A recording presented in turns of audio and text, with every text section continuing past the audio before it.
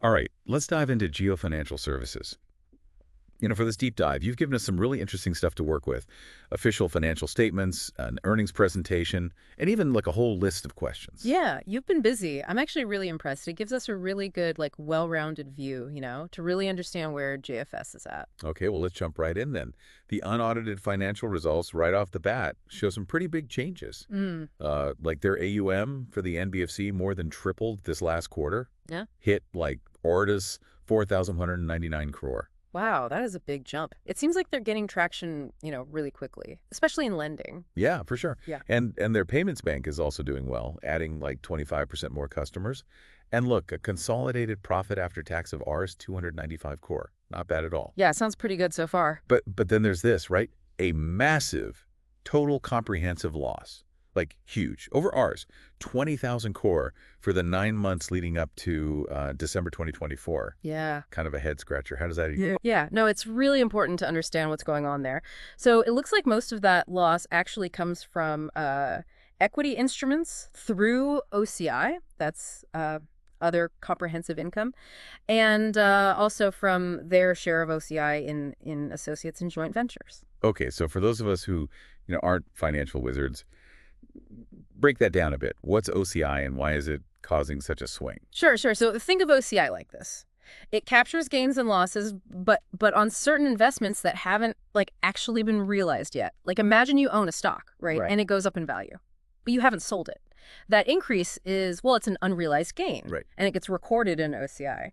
But it can change a lot, just like, it has for JFS. Yeah. Without necessarily meaning, anything bad about how the company's actually performing. So it's more about like the types of investments they're making rather than like the day-to-day business stuff.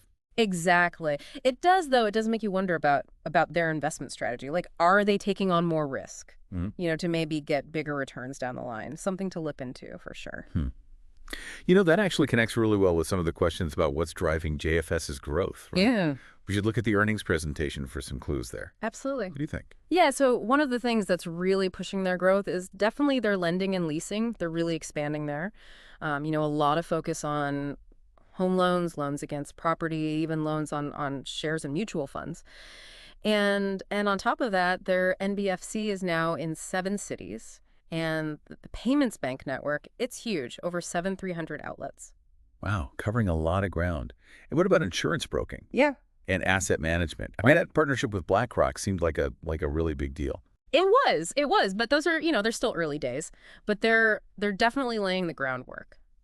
Building up their teams, developing the tech platforms, expanding their insurance broking reach across different categories, different channels. Could be some really interesting things happening there soon. A lot of moving parts. I do wonder, though, how the macroeconomic environment is impacting their approach. That's always a key factor. But the materials we have, they don't really address that directly. But they do mention, JFS talks about prudent capital deployment, right? Operating within risk guardrails. So it does kind of hint at a more cautious approach, especially given, the uncertain times. Right. A subtle nod to the fact that, they need to be prepared for whatever happens next, right? Could be. Definitely makes you think about the bigger picture, how external factors might be influencing JFS's path. Definitely. And speaking of JFS's path, Mm-hmm. let's talk digital payments. They got that online payment aggregator license this quarter, and they're putting payment solutions right into Jio Harat phones. What does that mean for their future? Oh, that license, that's huge. It means they can handle online transactions directly, puts them right in competition with the big players in India's digital payments market, which is booming, by the way.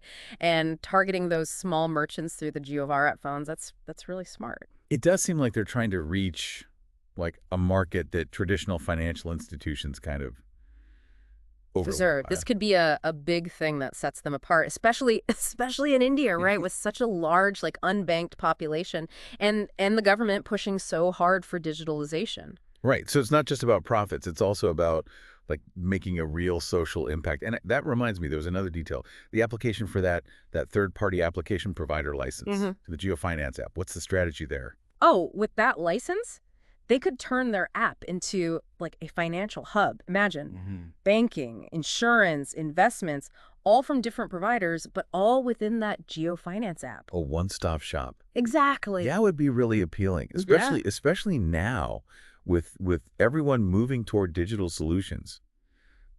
But can they actually pull it off? That's the question, right? They've got the user base. I mean, 7.4 million average monthly active users across all their platforms, but it comes down to execution, how well they can work with other institutions and bring all those services together. A lot to consider. Okay, so we've talked about their impressive growth, their big plans for digital, and that interesting approach to investment. They're not afraid to shake things up. Definitely a company to watch, but with any company growing this fast, there are going to be challenges. We talked about the OCI situation, the whole macroeconomic picture, the competition out there, all things to keep in mind as we go deeper with this deep dive. I am ready to keep digging. Okay, so JFS is on the move, no question. But they're not, operating in a vacuum. There's a whole world out there. We should look at those partnerships, especially the one with BlackRock. That feels big. It is. It is. BlackRock, global asset management, the big leagues. This isn't just like adding a service. It's a statement, about their ambitions for asset and wealth management in India.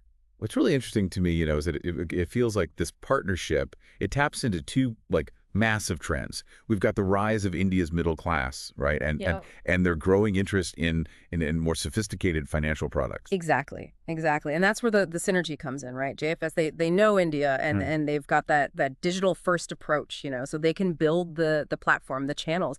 And then you've got BlackRock bringing that global expertise and investment strategies, product development, all of that. Perfect match, at least, on paper. But are there any potential downsides? To this alliance? Like, what about cultural differences, or maybe their strategies clash? Those are valid concerns. Anytime you have a partnership like this, across borders, different ways of working, the regulations, it can definitely create friction. But what's interesting is that both companies seem very aware of those challenges. So they're going into this with their eyes open. Yeah, I think so. From what we've seen so far, the reports, they're emphasizing communication, clear communication, building a shared vision, and navigating all those regulations, really carefully. It'll be fascinating to watch, as the partnership develops, how their approach changes. Okay, BlackRock, major player, clearly. But let's not forget the other big move, embedding payments into those Jio phones. That seems like a direct shot at the big names in digital payments. Oh, it is. It's bold. I mean, you've got Paytm, you've got PhonePe. They're already huge in India. JFS is basically building an alternative, right? A whole different ecosystem, one that's linked to all their other offerings, and it leverages that huge Jio network. And they're going after a very specific group, right? Small merchants, people in rural communities. It almost feels like a social impact play disguised as a business strategy. You're onto something. By bringing financial services to people who haven't had them, traditionally, JFS is not just expanding their market; they're potentially changing lives, right? That focus, on financial inclusion, it could really set them apart, both for their image and how far they can reach into the market. So they're not just competing on features, and pricing. They're tapping into something deeper. Yeah. Aligning themselves with a bigger goal. Exactly. And that's powerful. It's going to be really interesting to see how they communicate that message, to the people they're targeting. And if it actually works, if it resonates. This brings up a question I've been thinking about. We've talked about their growth, their plans, ambitious, right? But what about the bottom line? Are they actually profitable? Or are they just burning through cash to try to get market share? Well, the OCI losses, like we talked about before, make it a little hard to tell, right? And they are investing a lot, in these new ventures, and that affects their profits. But we can't forget, they also reported, a good profit after tax for Q3. Consolidated. It's kind of mixed. Yeah, I think it's too early to say, definitively about their profitability. What's more important now is how well they can execute their strategy. Can they show a path toward, sustainable growth, sustainable returns? Marathon, not a sprint. Exactly. We need to look beyond beyond the quarterly numbers, Yeah. focus on their long-term vision, how well they navigate all the competition. Speaking of competition, Mm. I mean, we can't ignore the fact that JFS is walking into a market that's already packed. Mm-hmm. You know, established players in every area. How are they going to stand out? Carve out their own space. $1 million question, right? They're going up against giants Yeah. in payments and lending, insurance, even asset management. But what's interesting is JFS isn't trying to just be another player, right? They're using their advantages, the things that make them different, to create a whole new game. Okay, color me Right. intrigued. Tell me more about these unique advantages. What makes them different? Well, first of all, they've got Reliance Industries behind them. I mean, one of India's biggest, most technologically advanced companies that gives them, resources, infrastructure, things most startups, can only dream of. And then there's their whole digital first approach, right? They're not weighed down by old systems. They can be more agile, more innovative. And lastly, we've talked about it, that focus on financial inclusion. They're not just targeting the wealthy. They're going after a much bigger market, a market that traditional institutions have kind of left behind. So they've got the financial power of a giant, the agility of a startup, and a social mission that really connects with people. Exactly. It's a powerful combination. It'll be really interesting to see how they use it, how they use those advantages to compete, how they disrupt the market. Feels like they're playing the long game, and they're not afraid to take risks. But are they calculated risks, or are they just kind of throwing things out there to see what sticks? That's a tough one to answer for sure right now. What's clear is that they're not being reckless. They're making strategic moves, forming those partnerships, targeting specific groups, all with a clear vision. A balance then, ambition, but also caution. Yeah, maybe only time will tell, if it all pays off. But one thing's for sure, they're definitely shaking things up, making the Indian financial landscape a lot more interesting to watch. I agree. All right, let's move on to part three. Let's explore the impact of what JFS is doing, not just on the financial industry, but on society as a whole. Yeah. All right, so we've gone through their financials, their partnerships, all the moves they're making in digital. But as we wrap this up, I think it's important to zoom out a bit. Think bigger picture. What does JFS's rival really mean? What kind of impact could they have on India's financial landscape, overall? That's a good question. And it's more than just looking at their balance sheet, their market share, all of that. JFS is like a sign, of a much bigger change that's happening in India, globally even. A move toward a financial system that's more inclusive, more driven by technology. So they're not just another company. They're part of a bigger shift. Exactly. Think about it. India has a massive population, Oh. right? And so many people still don't really have access to traditional banking. JFS, with their, digital first approach, their focus on those rural communities, they're almost creating a whole separate financial system. And that really lines up with what the government's been pushing, right? Yeah. Digitalization, financial inclusion. It's like they're riding a wave that's already building.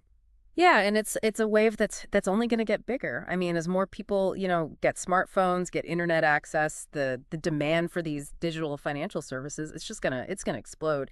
JFS is in a great position to take advantage of that. It almost feels like they're creating a model, Hmm.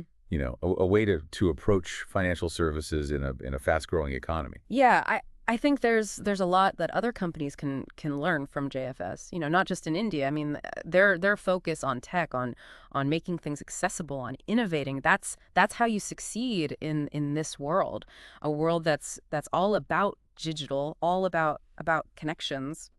We can't forget, though, there are risks. We talked about the competition, the Yeah. whole macroeconomic situation, the challenges of actually doing everything they want to do. Absolutely. Gotta be realistic. JFS's success is not a sure thing, right? It's a dynamic environment. Mhm. It's complex, and there will be bumps along the way. For sure. So it's a story that's still being written. Definitely, and that's what makes it so interesting. I mean, we're seeing a company. It's early days, right? But they're already having an impact. The choices they make, their strategies, the challenges they overcome, all of that it's going to shape finance in India, maybe even beyond. And it all comes back to those questions you had at the beginning, right? You know, for this whole deep dive. We've looked at their performance, their strategy, the competition, even how they might impact society. What stands out to you now, like the biggest takeaway? You know, what's really striking to me is that JFS is not, it's not just about the money. You know, it's not just about market share. It's about empowering people. It's about driving real change, about redefining, you know, what's possible in finance.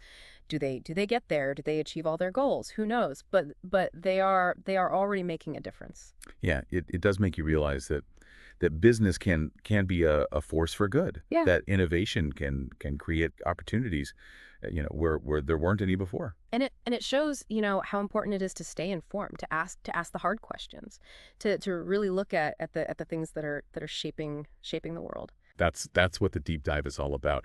And on that note, that's a wrap for our deep dive into Jio Financial Services. But I gotta say, I have a feeling this is just the start for you. Keep digging, keep learning, and most importantly, keep asking those questions. Until next time.